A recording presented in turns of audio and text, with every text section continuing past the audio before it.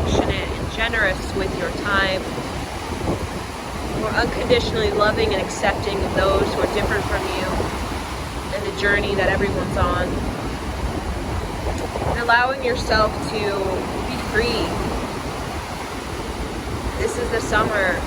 This is the solstice where we are really being encouraged by the earth to activate our play. Allow ourselves to be more loose and adaptable, flexible, willing to get out there and share our gifts and talents with each other. It is in our community where we seek refuge, companionship, where we learn how to heal and grow and excel together as a unit, as a tribe. Though we have been separated, it seems like we've always been through some kind of crisis that tries to separate us, but we still manage to find our voice through dance, through song, through prayer, through ceremony, through reading, poetry. It is the creativity within us that keeps us alive. That keeps us alive. Not just alive in the sense of doing because society tells us to do in a confined, bound, imprisoned way in our own mind, but in a way of possibility that gives us faith, potential that gives us a direction, a compass, a North Star. It's that mystic, maverick motion of our heart that gives us these open doors. And though we can experience rejection, disappointment, we can feel cancel culture shaming us and competition that feels full of jealousy, superficiality, and this great agitation. Like we're never enough and constantly being uneasy who we are right now. But as we continue to bring in our gifts and talents into society, we start to shake off those imprisoned thoughts and feelings that keep us away from our play, keep us away from our enthusiasm, keep us away from our courage, from that ambition we have to be in awe of life and be in the love. Right? Summer is such a love frequency. Winter is such a healing frequency. And spring is such a opening frequency. And fall is such a grounded, steady frequency. We're in this peak. We're in this hurrah. We got through it. We got through the COVID, though we're still in it, and we have to manage it both psychologically in our business, community, corporation-wise as well. But today is a day where I am, where we actually have this opening, like no mask, this opening. And we don't know if this is something that, it feels like a kind of a game, right? Like, oh, but then no, and then yeah, no, right? So we don't know if it's a trick or if it's like a fool's game. But there's this feeling in the summer with fresh air, warmth, that heat, that sweat, that's purging off, all that weight, that excess weight of baggage and burdens and thoughts and feelings. We can just sweat it off and just become a lot lighter. That's the summer. It's about becoming lighter, letting go, right, of what it is that you need to shake off, right, that's attached to you, or you're attached to it, that is holding you back, or keeping you from really being in that wild heart, that ecstatic motion with time and space. This is what the magic is. It's time to let our soul flow and not be so afraid, right, to join a community gifts, no matter how indifferent it may seem to a society norm or structure or society habit of doing things. Everything about society and the way we do things, the structure, is all being rewritten by you and me today, deciding, okay, I don't know how to do this business. I don't know how to like share my talents and gifts. I don't know if I'm good enough or talented enough, whatever it is.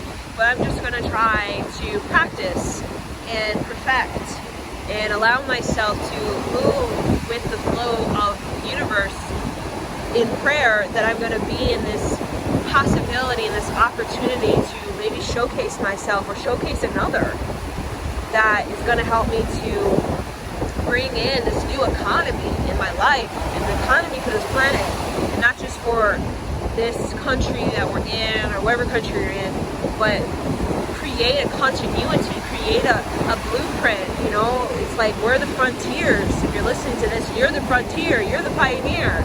You're setting the stage, the way for a whole many countries that are still struggling and very much deeply struggling behind in their power struggle, right? Resource struggle, poverty struggle. And if you're listening to this, you know, very fortunate. You're very fortunate to come across Dharma, to come across wisdom, to come across meditation, to come across healing. Anything of healing is such a fortunate, such a blessing, because you are this light worker, a way shower, a teacher, a leader, whatever you want to call yourself. You can be everything, right? And you are the person that really wants to activate the grid works of the earth, of the 5D consciousness.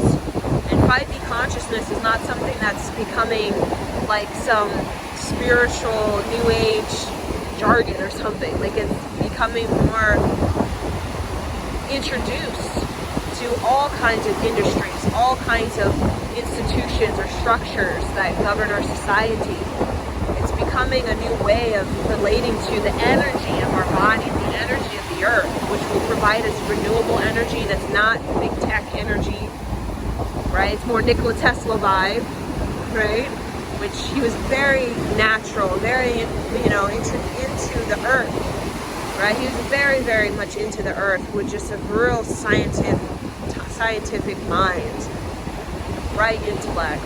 We all have that intellect. We all have these expanders that basically are saying, hey, you have an intellect, right?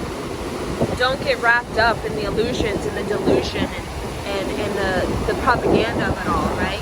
Find your center and pursue that with all your might, with all your courage, with every energy. Pursue that center within yourself and allow that to speak to you, to share to you where you need to go, what you need to do, what you need to become in order to move forward in a way that's going to really empower your life and clear your ancestral line, your bloodline, you know, generations before you. If you're listening to this, you are the reinvention of 3 generations, of 7 generations, 14 generations. You are a liberator, and the challenge, the crises, the change could come at you in such a vigorous way, where you got to be resilient, you got to be determined, you got to be fearless. You got to face this underworld, right? You got to face the darkness. You have to face, you know, where we've been in our past. We've been in a dark age, but that doesn't mean that we as human beings are dark. We can decide to be the slave of the underworld or the ruler, the master of the underworld, right? We all have the angel. We all have the demon in us. That's just who we are. We have the light and we have the dark. And finding that center is about accepting, you know, I have this trauma, I have these mistakes, I carry this wound with me, right? You may even have physical scars, as I have on my stomach, scars of the warrior, right? And you may have this thing of like you're not good enough, or you know, been through this, that, and the other, you know, the heartbreak, the disappointment, the betrayal. But don't allow yourself to fall into the tricks, the traps of, you know, the dark age, right? Which wants you to imprison yourself, right? Through you know, polluting your mind, poisoning your mind, That's why it's absolutely important that we sweat and purify and detox and cleanse as much as possible all the time, because we know there's a lot of pollution, we know there's a lot of toxicity, we know there's a lot of trash, we know there's a lot of even corruption and poison in high levels, but we also know that we are capable of greatness. I can see it in Alan Watts, I can see it in Carl Sagan, I can see it in Neil deGrasse Tyson, Nikola Tesla, I can see it in Dr. Seuss, Mr. Rogers, J.K. Rowling,